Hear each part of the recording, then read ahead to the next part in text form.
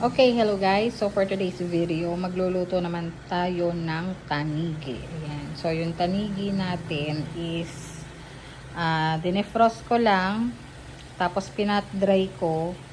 Tapos ngayon nilagyan ko ng salt. Yan, may salt yan, yung black truffle salt. And then nilagyan ko din ng konting black pepper. So mamaya ipapakita ko sa inyo kung paano ko yan lulutuin.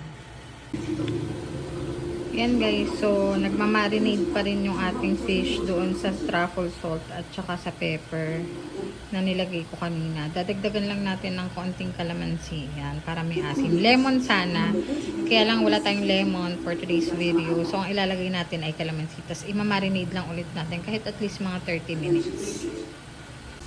Okay guys, yan, na-marinate na natin yung ating mahiwagang isda. And then, ready for cooking na siya. Naglagay na ako ng butter at saka konting mantika dito. Sana hindi mo naman masunog. May konting butter, tapos konting mantika, tapos may butter. Yan. Para hindi masunog yung butter, nilagyan natin ng konting mantika. Okay, so ilalagay na natin yung isda natin. So, ito ang una nating isasalang na isda. Ito sa ating mahinang apoy lang ha, kasi hindi natin pwede i-overcook yung isda natin kasi malambot tong isdang tanigi. Pag na-overcook siya, mawawala yung pagka-juicy niya. So, mga at least 3 minutes lang per side or 5 minutes lang per side. Yan. Update ko kaya pag pinlift ko na. So, ayan guys, naka almost 3 minutes na. So, ipiflip na natin yung isda natin. Ayan. So, ito yung, ayan, perfect. So, ganyan yung gusto natin makitang kulay. Hindi naman ito sobrang sunog. Hindi rin naman sobrang hilaw. Ayan. Yung tama lang yung pagkakaluto.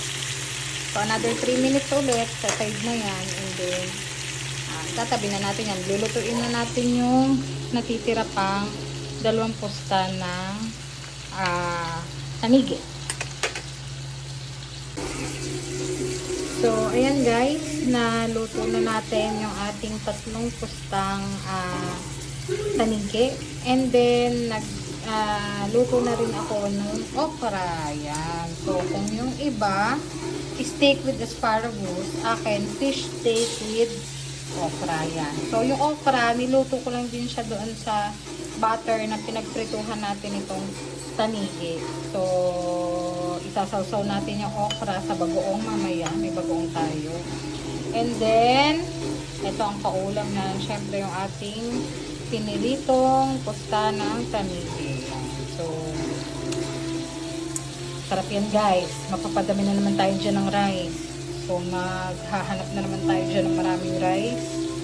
Siyempre, dahil malakas sa kanin yung mga ganitong ulam, lalo na pag may sausawan tayong bagoong.